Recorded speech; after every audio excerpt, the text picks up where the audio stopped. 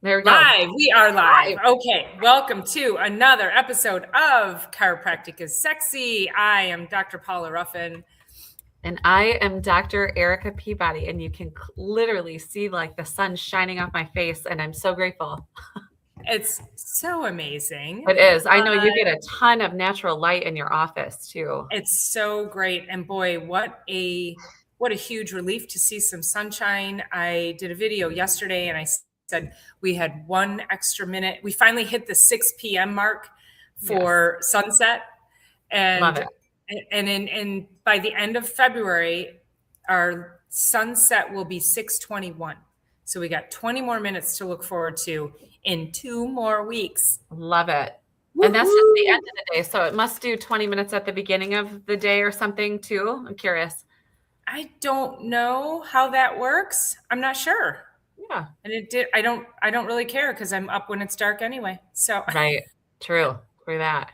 yeah. Yeah. Well, and so speaking of the weather, we're talking today about chronic fatigue and brain fog and stress and this weather is just ripe for all of us to be feeling that. So, leaning into the light, holding on to hope that we're making it through. I did a Sunday night live talking about light and weather and all of that. And of course, Ken threw me a wrench and he said, "What about at the equator when it's equal all year long?" And I was like, "Well, I wasn't prepared for that, Ken." Yeah. Don't ask us trick questions. Tell exactly. No, it's funny. So I tell my patients, I'm like, we're solar powered. And they're like, your building is solar powered. I'm like, no, as humans, we are so solar powered, so solar powered. Yes. And our mood and our health and our brain and our sleep and all the things we talk about, we are truly solar powered. And, it's one of those things in a chiropractic office. Everybody wants to talk about the weather and we choose not to, unless people are saying it's raining and I couldn't go out today. It's like, put a rain jacket on or still get your movement anyways. Your excuses don't work here. That's really the only time that we'll kind of talk about it. But we are really solar powered and it matters a lot. I did my undergrad in Anchorage, Alaska, and we had 4 hours of daylight. He asked me about Alaska too. I was like, I don't know, Ken. I'll figure it out later. Well, 4 hours of daylight in Anchorage, and then in the summertime, it gets dusk, only dusk. Like it doesn't get dark, which is another situation, separate kind of situation. But in my home, I don't have window coverings on my bedroom. So literally in the middle of summer, even in Michigan, I kind of start to feel zombie-like because I'm letting the sun kind of dictate when I get up and when I go to sleep, and I just get jazzed up by it. So yeah. I'm the same way. I cannot, there's this whole, I know it's a concept that helps people, but put room darkening blinds in so you don't get which I think is obnoxious when your neighbor has to light their house up like the freaking airport just, for their outside lights. It's like, that's not necessary. And then it's shining in your house. But I still also then choose to, same thing. My room is always kind of a little light, especially with the way the moon was. Yeah. And is that like, I just would imagine that's just part of training yourself to sleep properly. Yeah. And then you feel more refreshed when you're waking up naturally. If I'm in a hotel and the blinds are completely closed, I won't wake up right. I'm like, and then when I wake up, I'm groggy because I didn't have that natural light giving me that slow movement of cortisol into my morning. Yep. Yeah, no, that's great. It's really great. When I first moved home, I moved in with my parents just to figure out what I was going to do and open my practice and all that. And I was in a basement room and it had an egress window, but the window was covered. And it was like, I have absolutely no idea what time it is. And it actually was a good time in life to have that because I needed to be able to chill out and really like get some rest and recovery from 10 years of being away and doing all the things that needed to happen. So, but yeah, it really does matter. And when I get to look out in this beautiful blue sky up here and sunshine as I'm making this video with you guys, it's making me happy. I know, it's so great. Yeah. So, all right, I want to dive into this because we have had these conversations with regards to when the body doesn't feel safe, it won't heal. So, when you're under stress, when you have this brain fog, these are signals for you. I have been finding myself really swapping the word symptom with signals Oh, because I yeah. think we've been able That. to minimize that word symptom. We don't think of it as an alarm bell anymore. So if we start to think of symptoms as signals, now we can go, oh, well, what does that actually mean? So when the body doesn't feel safe, when it feels like it's being chased by a tiger at all times, here's when you say, not you, Dr. Erica, maybe you sometimes, but you meaning all of us, when we say, I'm not stressed, yes, you are. We all have stress. I was laying in bed last night. I had driven my daughter to the airport and I got a call from her at 10:05. I thought maybe the plane was delayed. Nope, she missed her flight. She was sitting two things away. And she was like, I don't know what I was doing. I was at the wrong gate. So now I am thinking, do I have to jump out of bed? Do I have to go get her? What's going to happen? So I'm on the phone with her. It's 11. It's after 11. I had to get up at 5. These things happen. And then I'm worried about her. Is she spending the night in the airport? What's she doing? Is she safe? There's no amount of human movement through this world that isn't without its stressful moments. The problem is those compound upon each other over and over. And so that will get us into things like altered cortisol. So you're waking up at 2 a.m. We get into our heart rate variability where now we've got all these people with all these cardiovascular issues and atrial fibrillation. We've got inflammatory signaling going on in the form of migraine headaches, digestive health, chronic pain, chronic aches, autoimmune issues. Blood sugar is like ridiculously off the charts. And our vagus nerve, which helps with rest, digest, and repair, is like pretty much absent. So, Dr. Erica, I have a question for you because when we talk about regulating the nervous system, we need to help people recognize what does it mean. So we tell them breath work, supplements, detoxing. But if we can first identify, I'm going to go through these 5 and then let's unpack them. So chronic tension patterns, invisible stress responses, pain without injury, emotional reactivity, and exhaustion masked as aging. So let's tackle that first one first. How would we help people identify chronic tension patterns? What does that mean? Well, if you're a human on the top side of the grass, let's just start there, right? But I think, was it last week we were talking about how chronic stress and we just keep normalizing, minimize, normalize. And that it's okay. And we have people coming in and they're like, they'll mark anxiety, but then they'll say, I just have a normal amount of stress or I'm not stressed at all.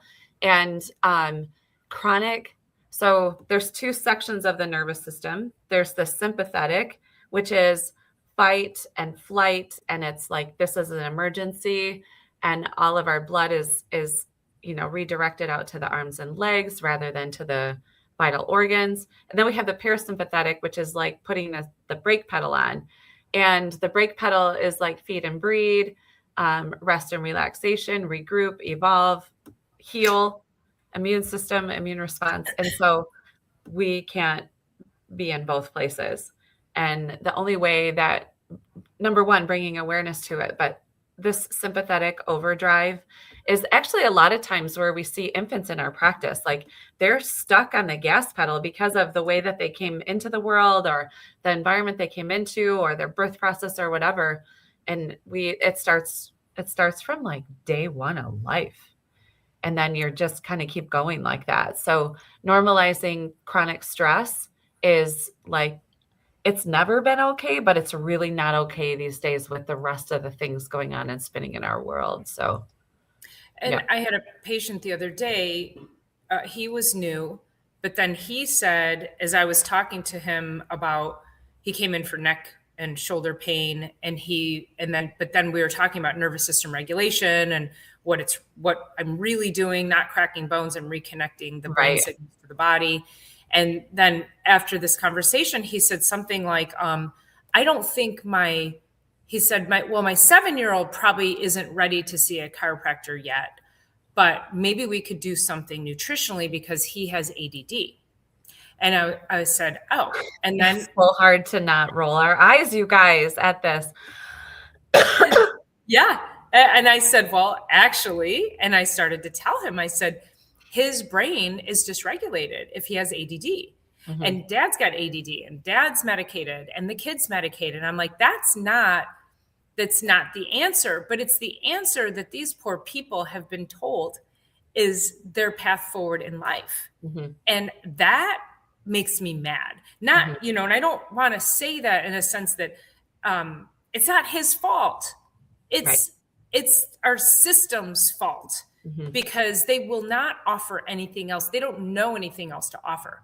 So now we have a grown man who is medicated for ADD and then the 7-year-old son, mm-hmm. and not okay. Mm-hmm. Like, what's the path out? There isn't one. You're now in the system. One of our colleagues posted yesterday, and I was going to share it. And then I'm like, I want to expound upon it so much more than just share it. And he said, a 12-year-old goes into the MD and they have migraine headaches, and that MD puts them on a medication.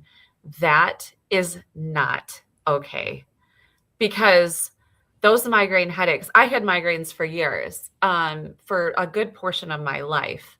My migraines went away when I had heart surgery in 2019. Now, I was also getting adjusted all along the way through my entire life. I would get adjusted. One time I was living with my uncle who's a chiropractor, and I woke up at 2 a.m. I had a migraine. He adjusted me at 2 a.m. because we crossed paths in the kitchen. And then he adjusted me again at 6 a.m. when he got up, at 9 a.m. when I went into work, and then at noon before I left for lunch. And then I got checked 5 times in one day. And after the 5th adjustment, because it just was like my body was under so much stress. But I'm telling you guys, okay, so you're going to this ADD and ADHD patient that you're talking about. You go and take them in, and they put them on medication. When do they come off? Like, this can no longer be the answer, because those are psychopharmaceutical drugs. And not only does it put a damper on their energy level and expression in the world, it puts a damper on their life force. And that, I mean, the trickle and ripple effects of that, it's no longer okay. It's just not. And I have teacher after teacher after teacher in my office these days. I'm sure you do too. And they're like, we can't even teach because there's so many dysregulated humans in these small bodies with big emotions. And they're like, we can't even teach anymore. I don't even want to do this. And they say this to me all the time. I don't even want to do this anymore. I can't even breathe in my days anymore. And then we go to the whole, oh, it's just better diagnosis. No, it's not, you guys. No, it's not. No. We have a sick world. Yeah. Our kids are getting sicker by the minute, and better diagnosis is not the reason. This is not the reason. If we just think back to when we were in school, it was like, you know, you knew the one kid who had behavioral issues, who could only go to certain classes, who had to spend his time with certain counselors. Like, you knew the one kid in school who had behavioral issues. Right. It's not, it's the norm of the classroom now. It's the whole of the classroom. Mm-hmm. And you're lucky to have a couple regulated kids in there. So we need to get these kids under chiropractic care so we can get them regulated, so we can prevent them from getting into the cycle of medication from a young age. And again, when we're talking about chronic stress, these kids, like, it's so easy also for parents then to think that, what does my kid have to be stressed out about? Kids are kids. I mean,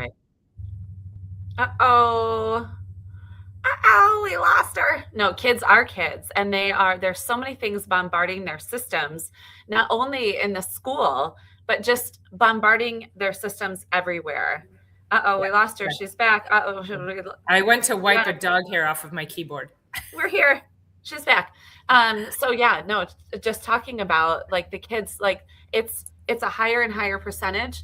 I wouldn't say it's a majority, but it's getting darn close to 50%. It's pretty darn And close. when you have 30 children in a classroom and 15 of them are having a challenging time, for the teacher to then say this child can't come back until they're medicated, which is kind of where it started, but now it's completely like, you guys, I don't want to call it devolving over the last 15 years, but what I've seen in practice over 21 years at this point. And Dr. Paulette, where are you at? 27, 28? I don't know. 28 years. There's been like a major backstep in health, in brain health, in brain function. So if you're medicating kindergarten, first, second grade, what in the world happens to them? Add 5 years, add 10 years, add 15 years, and add 20 years, and then add their entire adult life. Like, where are we going? What is happening? It's more than just get them on pills. It's so much about eat well, move the body, get your water and stay hydrated, prioritize sleep, get those positive juju, positive affirmations going, and get adjusted, because the nervous system is controlling all of it. So let's start there. It would be absolutely amazing is on your way into school, if a chiropractor and a table were at each door of the school, wouldn't that be amazing? Oh, that'd be so great. Completely different situation. Yeah.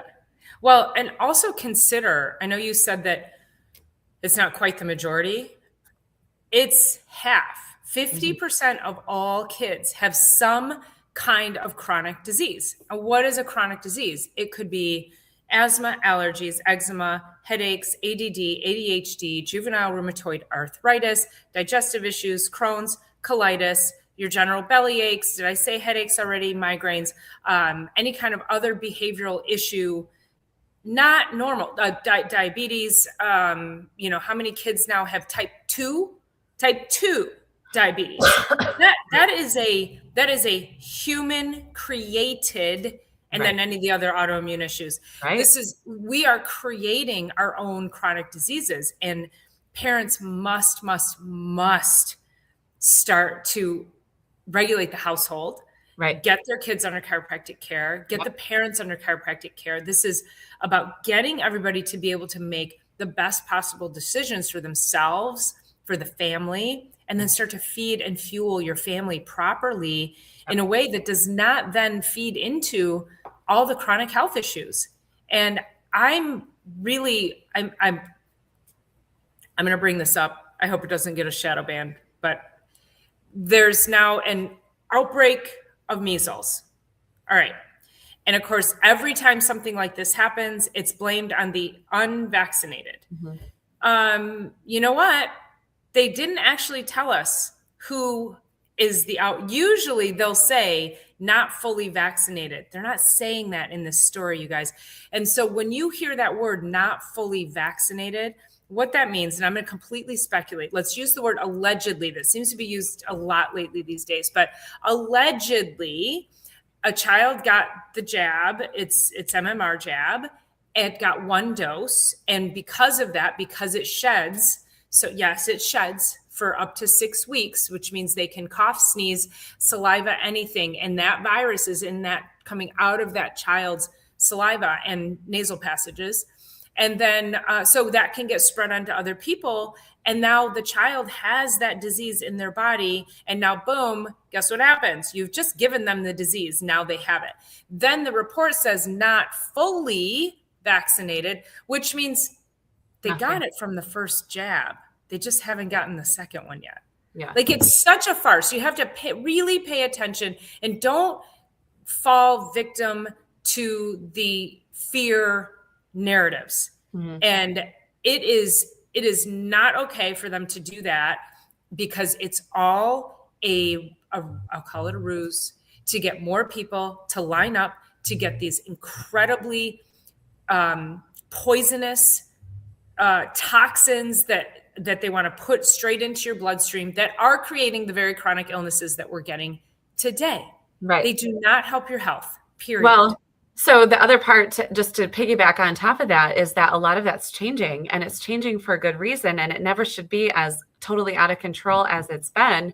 And it's changing for the reasons that people are really questioning, like, what is actually happening. And so on top of what Dr. Paul is saying is that it's also changing because it never should have been that way in the first place. Much like we talked about a couple of weeks ago, when the food pyramid flips on its head like that, let me ask you this big question. Oopsie. Right. Oopsie, we had it upside down. Oopsie is right. Okay, so that's a big one, right? That's a big one, but people will be like, oh, it's just food, right? But that same system that just flipped that on its head, we need to question how many other things need to be flipped on its head. How many other things are exactly opposite?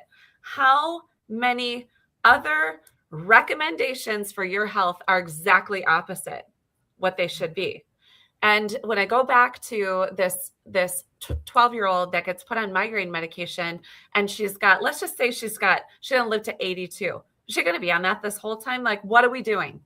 What are we doing? And what could we do that could not only increase our longevity, increase the quality of life, but also something that doesn't take away from the system, doesn't clog up the liver, increase inflammation, completely annihilate some visceral organs? What could we do that's going to be less invasive and more effective without robbing Peter to pay Paul? And that's chiropractic, you guys. Like, that's the reason Dr. Paul and I come on here on a continual basis, is to get this message outside of our four walls, because it's really important. And it's actually like moral obligation for us. I mean, we started this to have a lot of fun, to have these discussions come right off. My adjusting room is right through that door right there. To come right off there, talk about what we're seeing in the week. And I love it. It spices us up, but it also, people are listening. They're telling me they're consuming, they're like binging our work now. They are spreading it to their friends and family, and they're finding us, which is awesome. And this message is getting out because it's based on logic. Okay, that's another mic drop moment out of Dr. Erica. She is spicy again today. I know. I don't freaking stop. We didn't even. That was just the first one. I don't think we're getting through all five, but I'm going to jump to the next one in helping people identify when they get pain without injury. Okay, we're talking to the people who say, I just woke up like this. So let's unpack that one a little bit. Oh my gosh, I just had this. Where do we start on that one? I know. So I had this guy start undercare today, and so his mom texted me. So he's a early 20s. I can't, maybe 23, 5. But his mom texted me. She's a good friend of mine. She said, so-and-so is going to call. He needs to get in. He's got this shoulder neck situation going on. And so I'm thinking like something happened in the last couple of weeks, whatever. And so when I sit down with him, he's like, no, this has been going on for a year. And he said, what I'm realizing is that I've never been adjusted. I've never been into the chiropractic office, but when it's not getting better and I'm not doing anything, and I didn't do anything to begin with, I just woke up one day and it had built up like that. I'm like, if you went to sleep and you wake up and you feel like, you had some accident in the middle of the night and you can't move your neck and you can't, like, you are way late to the game. Way late to the game. Now, are we supposed to have pain-free days every single day? No, pain is pay attention, but you're way late to the game if all you did was go to sleep. So what I loved about this guy is that he not only was listening and learning and doing all the things, he also bought a package. It's out of pocket. He bought a package before he left here today, because he just is like, I clearly know this has been going on for a year.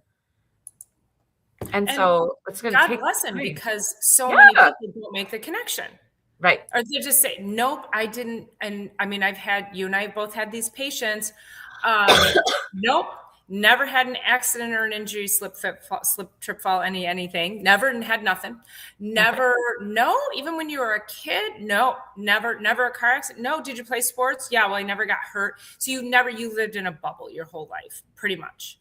And to Dr. Erica's point, if you just wake up and feel like you have had an accident somewhere in the middle of your night, it's not that you slept wrong. It's just that the mere act of sleeping, your body was able to rest. So when we go into rest, digest, and repair, if it's unable to repair, it will reveal in the morning. I love that. And that's how we just wake up with pain. I slept wrong. This whole nonsense of sleeping. Now, I shouldn't say that, because as a menopausal woman, I have had nights where I wake up in the morning and I felt like I broke my hand. Okay. Or ankle. Or foot. And my ankle. Oh yeah, that's right. I sprained my ankle somewhere in the middle of the night. Open night. So all right, I'm not going to be so hard on everybody, but Right. But listen, I make fun of myself. I honestly, and Dr. Erica knows this. I'm like, yeah, I sprained my ankle. I just woke up like this. I'm making fun of myself because I know that somewhere I somehow irritated it the day before, even though I had zero pain. But I also know that the same ankle that I sprained while sleeping is also the ankle that I have sprained multiple times over the years. Mm-hmm. So if I did something that previous day that was more inflammatory, maybe I had a glass of wine, maybe I went out with Dr. Erica and we had a meal that was indulgent, and we had espresso martinis. Maybe, it could be anything like that. And when your body has these previous injuries, like, you have to admit that you've had previous injuries before. That's the first thing. When your body has had that kind of stress and there's a little arthritis in there, there's not a lot of room for error. And so now I go to sleep, my espresso martini has created inflammation in my body. And now because that's the injured part, that inflammation goes there. And then I wake up and I'm like, how did I sprain my ankle in the middle of the night? Mm-hmm. How did I must have slept wrong. So it's not the act of sleeping. It's the act of the fact that your body was in repair. You were more inflamed than you should. And it is revealing the things that have been longstanding for so many years. So yeah. And, I call it tragic sleeping accidents. Yeah. Just to sort of make it light, because it's like, we should just be able to go to sleep and wake up. But our body gets bombarded by all these stresses every single day.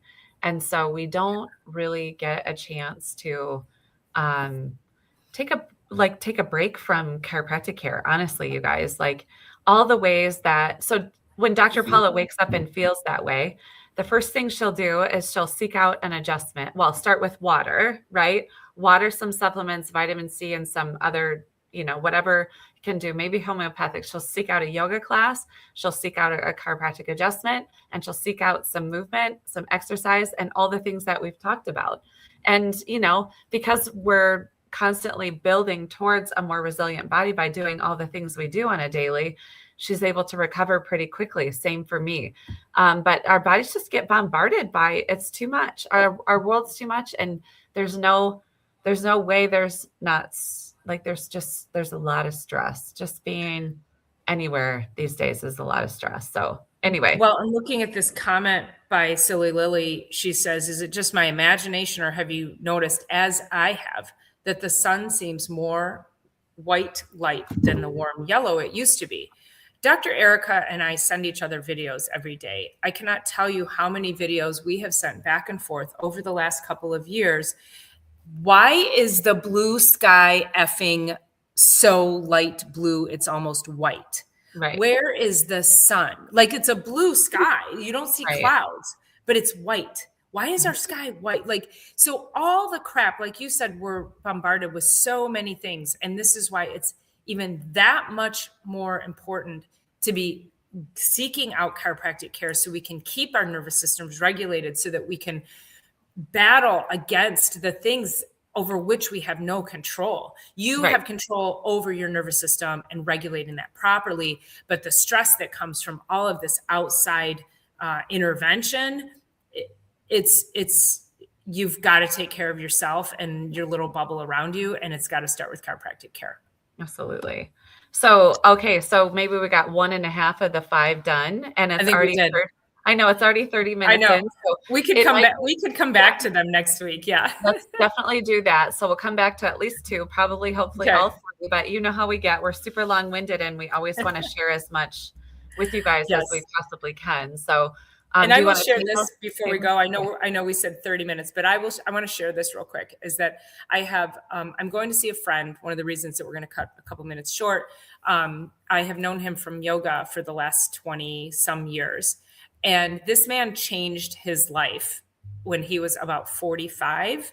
He was a heavy smoker. He was overweight. He said he couldn't mow his lawn without being winded and having to stop and rest. So he quit smoking. He started exercising. He started coming to yoga. We all call him Yoga Bob. If you've ever been at Center for Yoga, and Eric, I'm sure you've run into him somewhere along the way.